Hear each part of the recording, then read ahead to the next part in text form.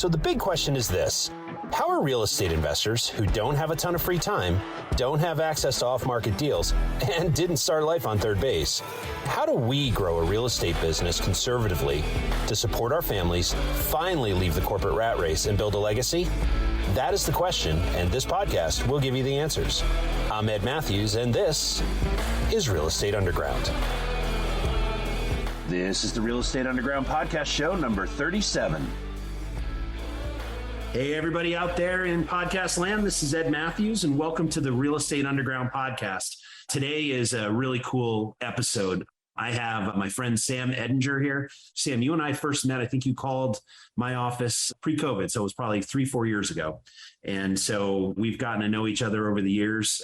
I'm really excited to have him on. Not only is he a successful real estate entrepreneur himself, but he also runs one of the largest and fastest growing property management companies here in Connecticut called Ironclad Property Management. So Sam, welcome to the show, and thanks for your time today. Thanks, Ed. I appreciate you asking me to come on in your show. I'm excited about it. Yeah, I'm glad it worked out. Like I said, you and I have known each other and of each other for quite some time, but there may be some folks out there who don't know who you are. So why don't you tell them who you are and what you do for a living? Yeah, I appreciate that so much. So I want to go quickly into my story because my current story begins only when we met. But prior to that, I grew up in a family. I have 4 brothers, no sisters, poor mother. And ultimately, we all saw real estate as this thing that my father did. He never understood the stock market.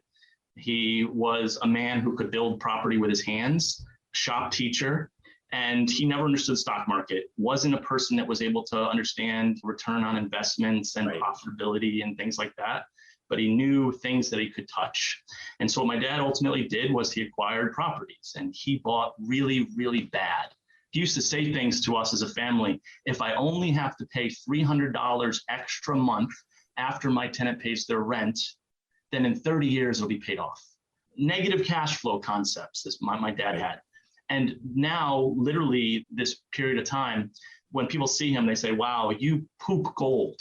Like, you're like the Midas touch because of it. But the truth of the situation, what my brothers and I all learned was, even if you make terrible investing decisions, if you wait and hold long enough, and if you are resilient enough, and if you're willing to do what is necessary, you will have multi-million-dollar portfolios. I can promise you of that, Ed. That's the biggest thing, that the takeaway that all my brothers learned from growing up with my father. And to this day, he has a multi-million-dollar real estate portfolio. My mom never worked. My dad had a teacher's salary. So that's really kind of where this all began. Your family story reminds me of a kid I grew up with. I won't use his name because they're a very private family, but he was the town plumber in the town I grew up in. And I went off to college and came back and bumped into my friend again. We hadn't talked in 4 or 5 years. And I was telling him that I was thinking about getting into real estate. And he said, oh, you should go talk to my dad. And I was like, well, your dad's a plumber. I get that. He goes, no. He invests in real estate. So I ended up buying this gentleman a turkey sandwich, and we shot the breeze for about half an hour. And he's like, hey, you want to see some of my buildings? I detected some of and plural buildings. I'm like, sure. Yeah, absolutely.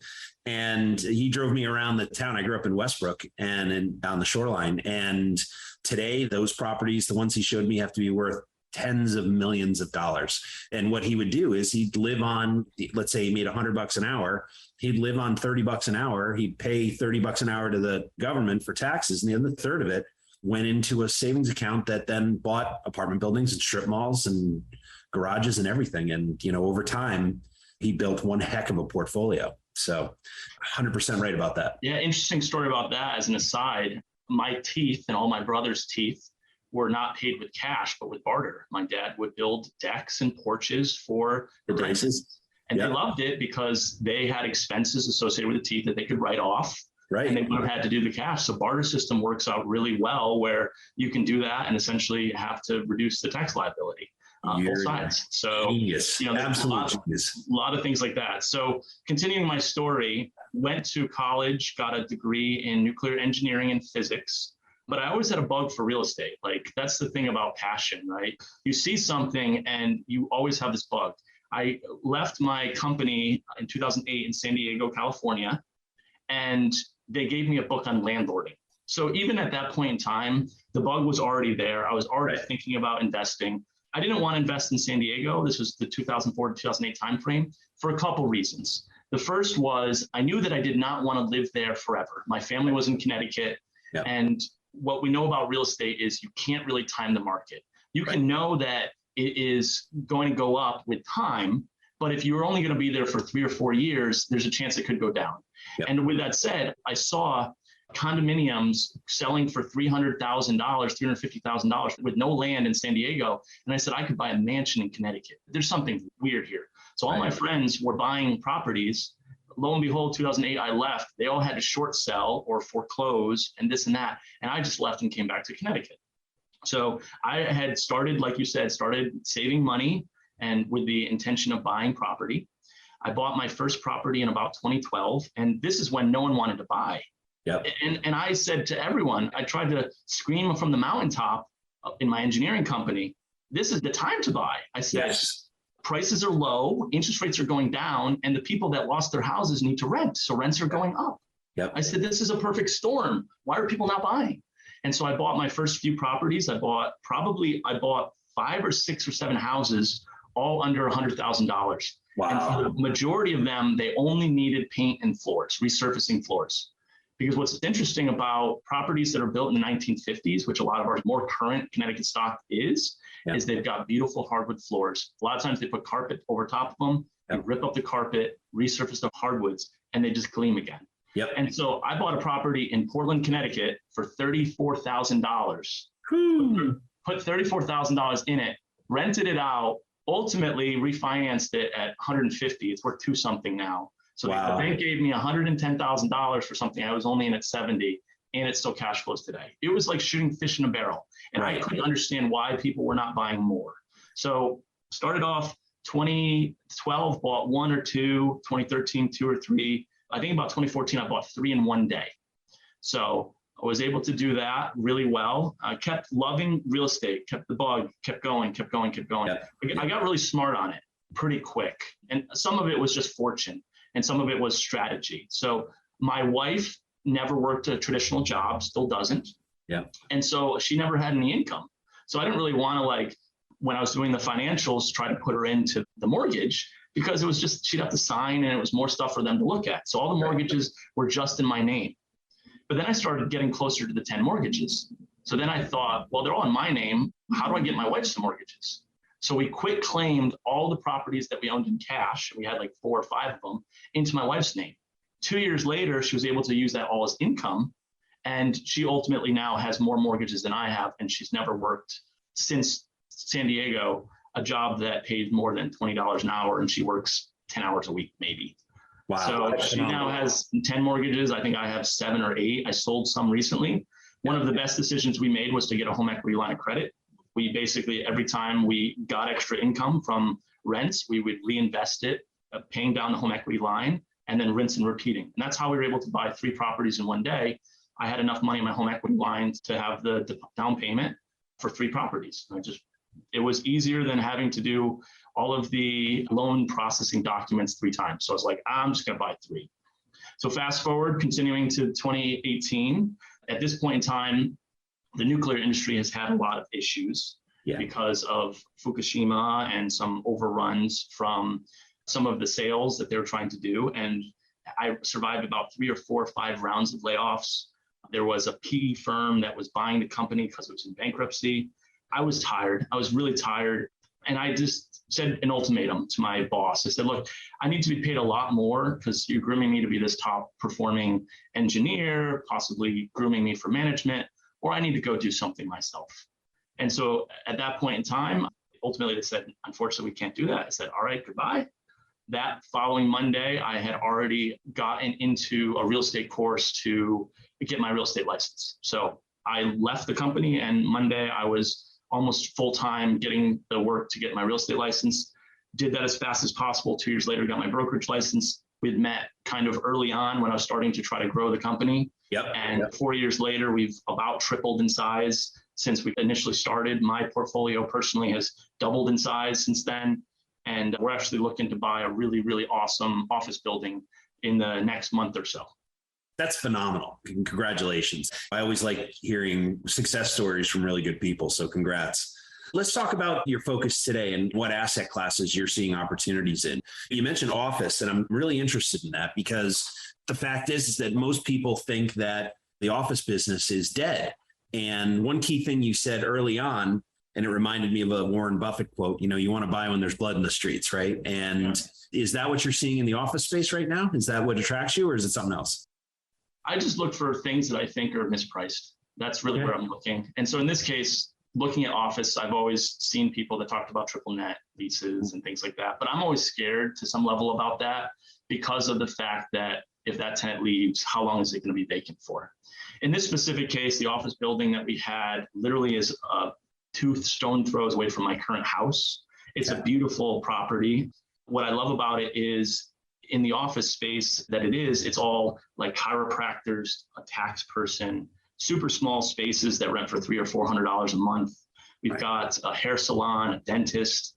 What's unique about all of those is you basically have to have a presence so that people can come in and see you. It's kind of hard to cut someone's hair without seeing them, right? And so from that perspective, even if this whole work from home movement continues to be very pervasive, there's always going to be a need for certain levels of office space. And so from that perspective, it's not that big of a deal. What also works is, like we know, I have a property management company, so I already know how to deal with tenants. And my business partner on this one actually has a fire protection company that he owns and runs. So he's going to do all the maintenance. So it's going to be killer.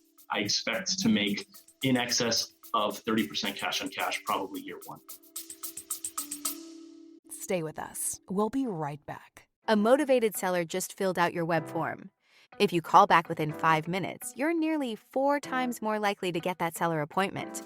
But delay your follow-up by even just 10 minutes? Forget it. You're toast. Ella Vista Connect calls that lead back in 60 seconds, qualifies them, and schedules your meeting. Find out how much slow follow-up is costing you. Free calculator at ellavista.com/underground.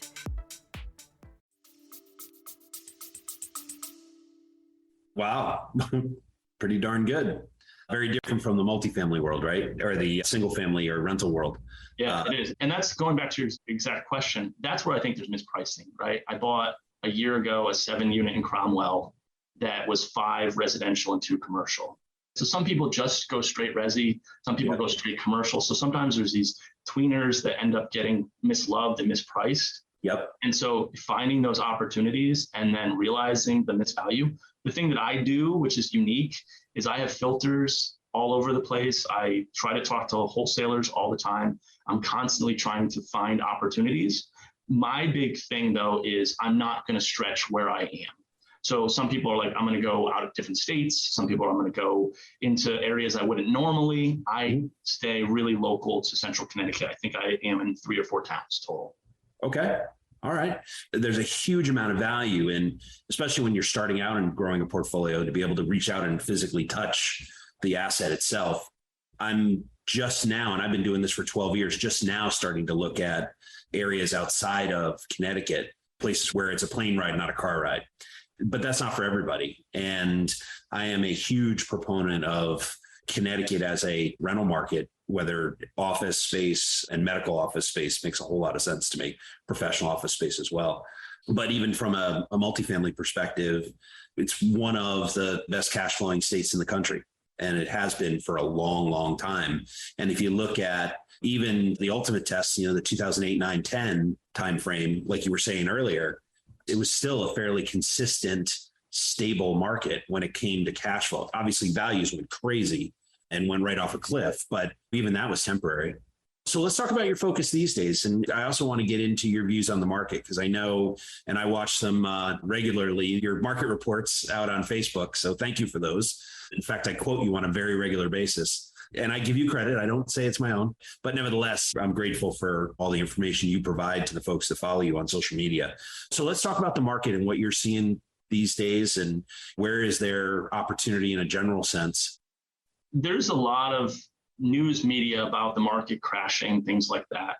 I think what's unique about Connecticut is a few things. One, a lot of people that bought 2 families, 3 families, 4 families, they're owner occupants. Whereas historically they'd be investors. Right. They're a lot of times living in those properties. And so they think about investing differently. than a traditional investor who does it based on cap rates, cash on cash, things like that.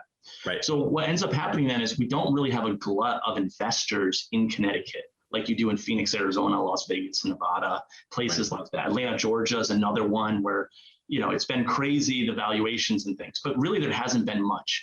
What that does is it really puts a floor in our market. There really isn't people that want to sell because they're thinking about it differently, not as an investment, but rather as a place for them to live. Almost sell. Yeah. And so from that perspective, I really think that we're pretty much on a floor. It's not going to go down significantly. What I would say, though, is there's ways to predict when it's going to go down.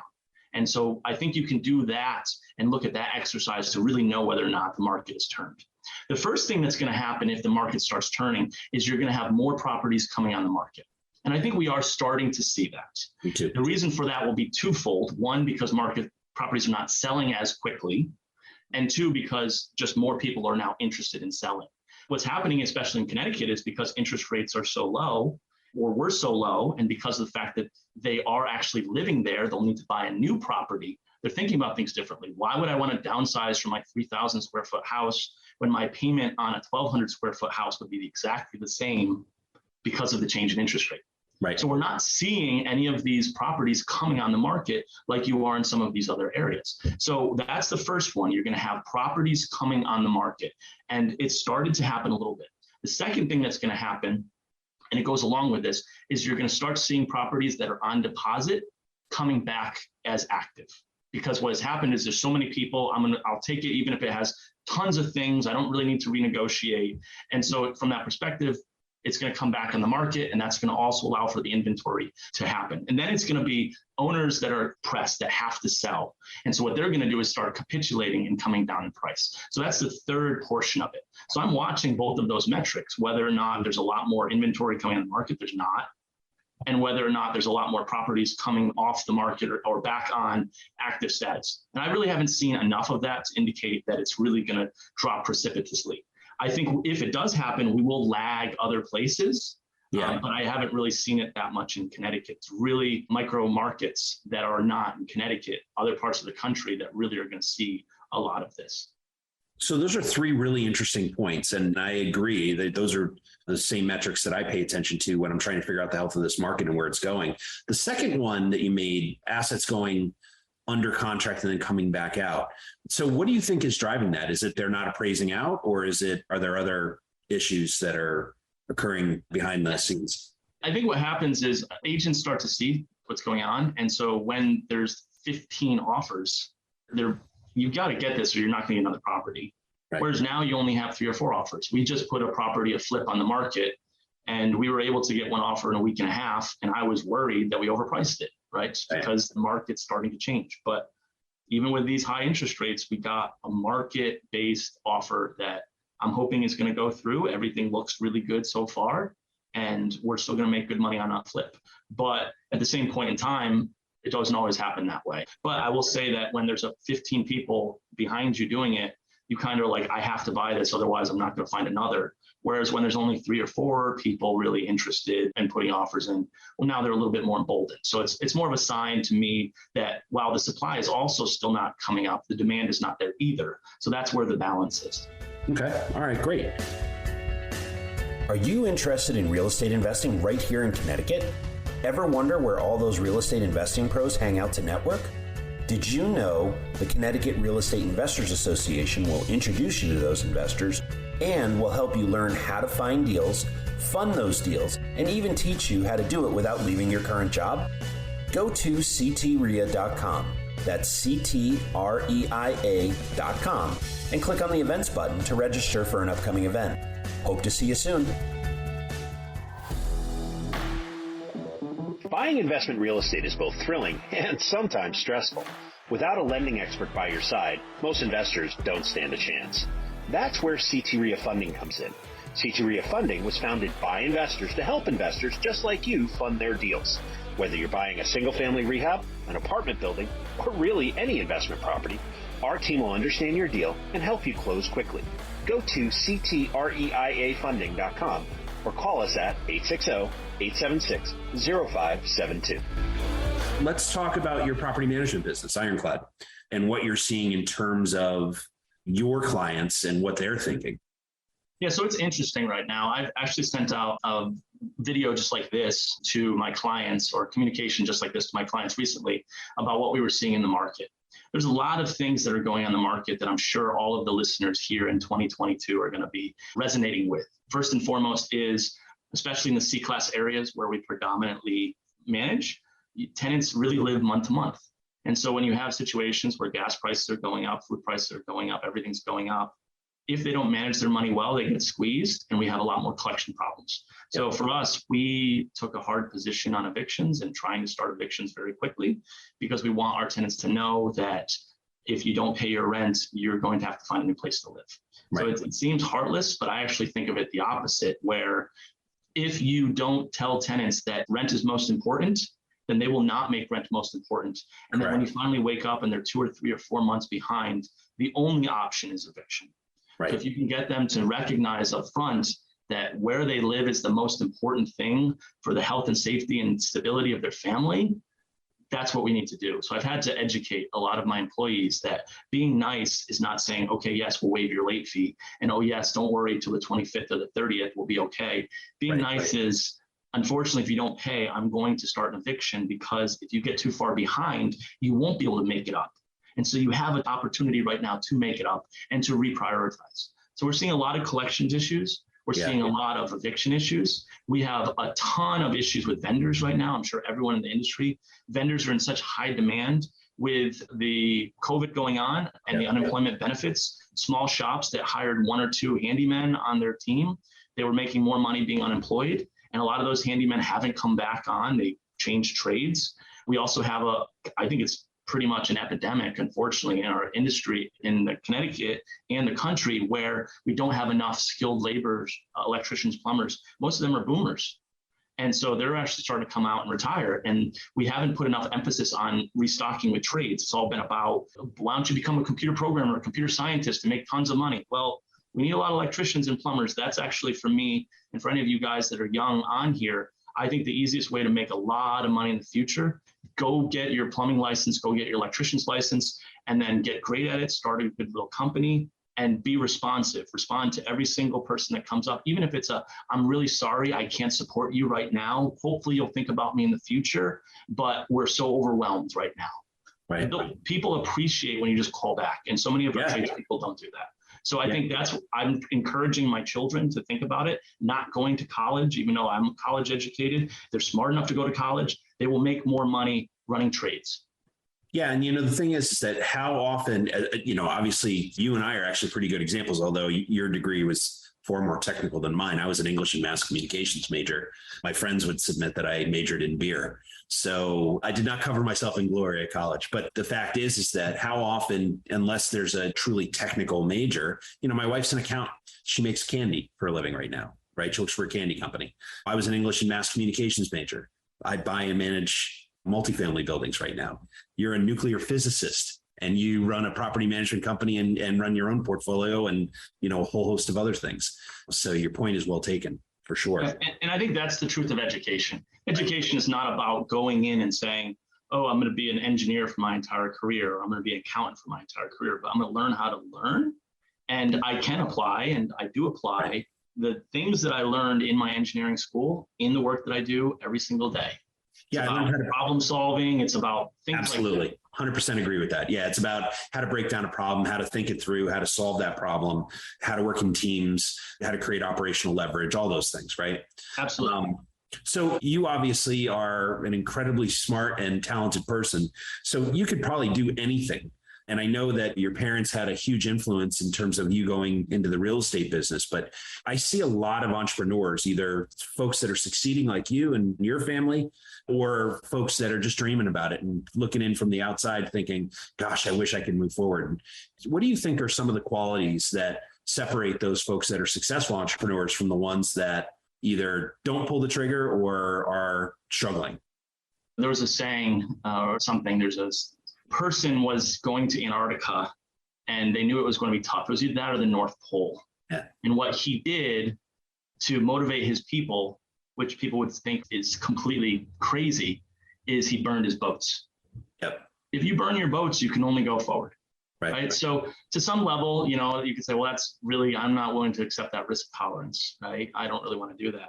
But for me, buying the real estate was a way to kind of reduce my risk to quitting my job, starting a company. That's how I did it. But I think it's that drive, right? That's part of it.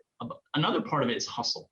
Like my dad, like to this day, he goes and he doesn't even use me as a property manager. Let's just talk about that, right? Kind of a funny thing, but that's how his mentality has been. If you want to be successful in this, then you don't have to pay that 10% for property management, and you can do it yourself and you can do your own maintenance. That's great. What I will tell you is you're not going to be able to scale to the level that you and I are.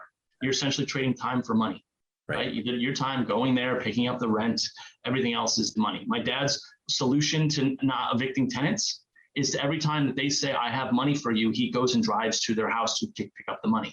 That is not something that I'm going to do, right? No. Like it's different, but from that mentality, he can have success because he's willing to put in the work and hustle. So I would say hustling, the drive is another.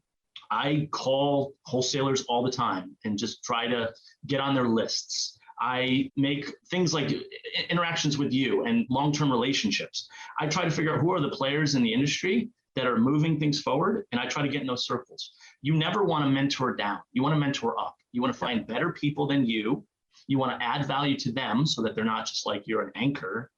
And then you basically provide value to them, and then they will put you into their circles. And you keep doing that over and over and over again, and you're a multimillionaire. Yep.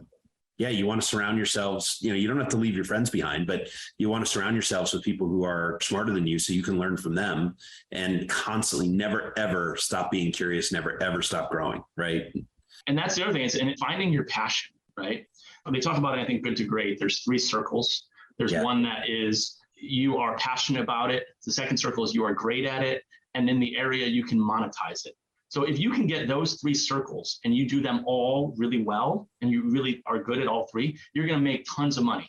And the problem is if you're great at it, but you don't like it, you're not going to do it that much. Right. And if you're great at it and you like it, but it's like art history, you're not going to make any money at it. So it's the intersection of those 3 circles. And when you find them, then you're going to beat everyone else. If you love it, but you're not great at it, someone that's greater than you will eventually get into that circle.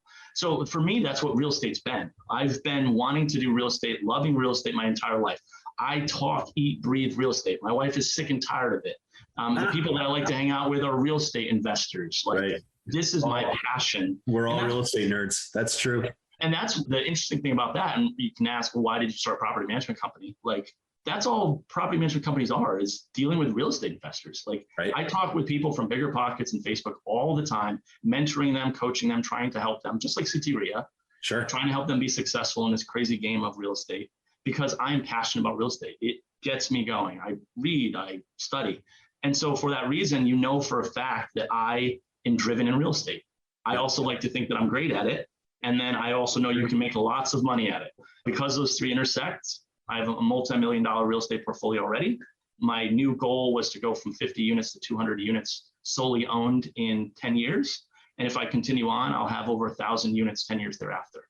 So it's and the question then is, well, how do you scale it up? And that's where it goes back to engineering and all the things that I've done previously. Sure. So you mentioned that you read and study quite a bit. I tell everybody that we meet here on the show and elsewhere that leaders are readers, right?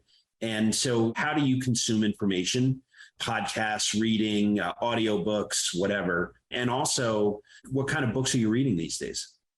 Yeah, so I agree with that wholeheartedly. That's actually the entrepreneurial journey, is a journey of self-actualization. You're developing your best self. Amen. And I've read a number of books recently. I haven't read any in a while, and that's shame on me. But one that I read recently that really resonated with me is called The E-Myth Revisited. So what that is about the entrepreneurial myth. The entrepreneurial myth is, and hopefully you guys can all resonate with this, or you will at some point.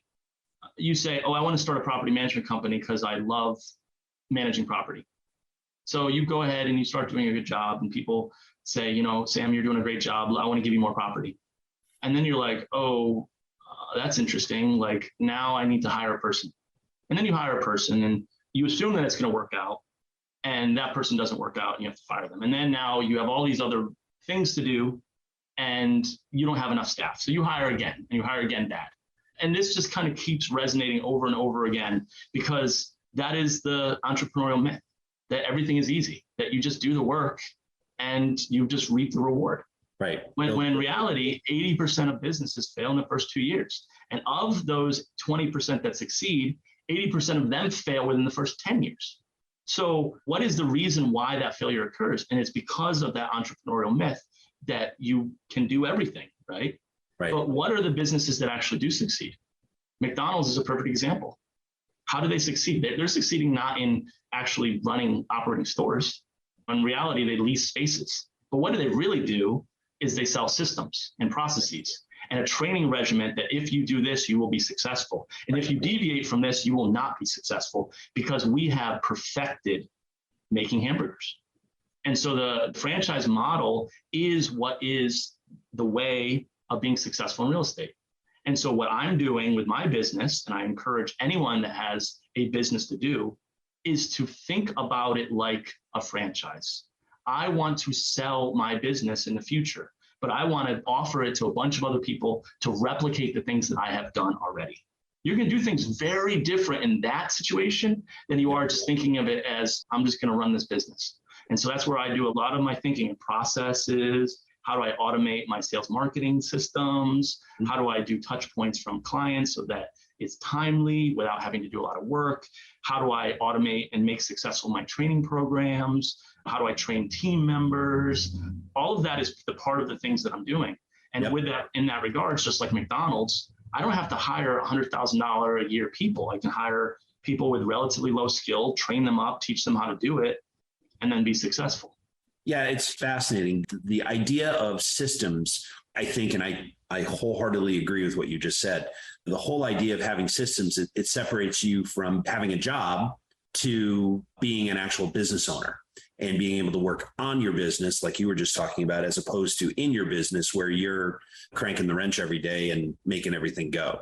Being able to bring someone in cold, and they may or may not have experience, but they've got integrity. They're passionate about wanting to do a good job, and, all the other things culturally that they're a fit. The skill sets that you put in place, not only are you teaching them how to do their job, but you teach them how to do it your way. And that's incredibly important. And the more you work on your business and do exactly what you just said, the more successful you're going to be. Because, I went away on vacation for a week earlier this summer, and I didn't really get any emails from my team. I didn't get any emergency phone calls. And I came back that following Monday, and what's happening? And they reported back, and we had our team meeting, and everything was fine. And it was wonderful.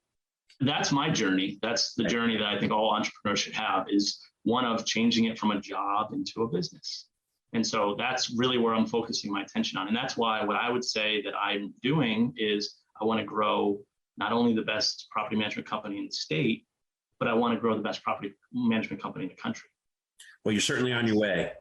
Congratulations on that. So let me ask you, we're coming up to the end here. When you're not talking about real estate, and I know because I am a very similar personality in this respect, I am a total real estate geek, and I know you are as well. In those rare moments where you're not actually talking about real estate, what else do you like to do out in the world? What's interesting is it's another one of those things where, like, it is my passion, it is my complete passion. I'd say if there's other things, like, I'm very family centered. I have my wife and 6 kids. All of my brothers moved back to live close to my parents.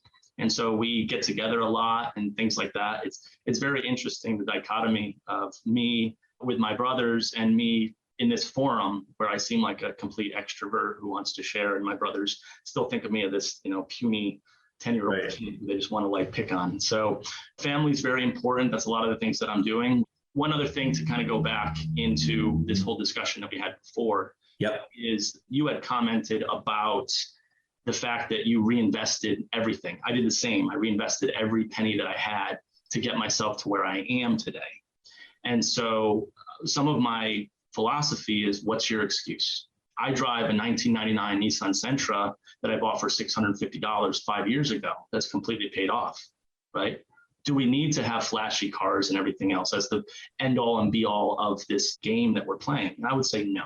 But with that said, so things like we're bringing an exchange student from Spain to live with us for 10 months, right? Like, that's amazing. We have the means to do that, but it's also like, why can't we all do our part to make this world a better place? Why can't we do what is necessary to have a successful business? And a lot of times that means sacrifice for today for the benefit of tomorrow. And that's what I do. And that's what I love to do. But I love family. I love sharing. I love serving. I really quit my job as an engineer because I felt like they wanted to exploit customers and I wanted to serve people. So that's really what one of our company mottos, cultural mottos, is serve first, serve well. Yep. I love that. So Sam, it's been a true pleasure to see you again, my friend, and hear how well your business is going and frankly, your perspective on the market and your philosophies on how you operate. I know you are proud, and you should be, of the way that you operate and the great company that you're building. And, I'm certainly a huge fan of yours as well. Congratulations. I got one more question for you. And that is, so if somebody wants to meet you or get to know you or hire you to manage a property or just pick your brain on where we are in the market cycle, what's the best way to get in touch with you? Sure. So 2 ways. One is to email me. It's Sam, S-A-M, at ironcladpm.com, IRONCLAD, P as in Peter, M as in Mary.com. Or you can call me 860-254-7343, 860-254-7343. Leave me a message, email me. I promise you, I respond to every single person. I call everyone back because I really am passionate about helping people be successful in this crazy game of real estate. Well, excellent. Well, Sam Eddinger, thank you so much for your time. Good to see you, my friend. Thanks. Thanks, Ed. This has been the Real Estate Underground Podcast, a CT RIA presentation. Don't forget to rate, subscribe, and share this podcast with your friends. If there's a specific topic you want us to cover, post it in the comments. For more information on the Real Estate Underground Podcast or CT RIA, go to realestateundergroundpodcast.com or ctria.com. Until next time, happy investing.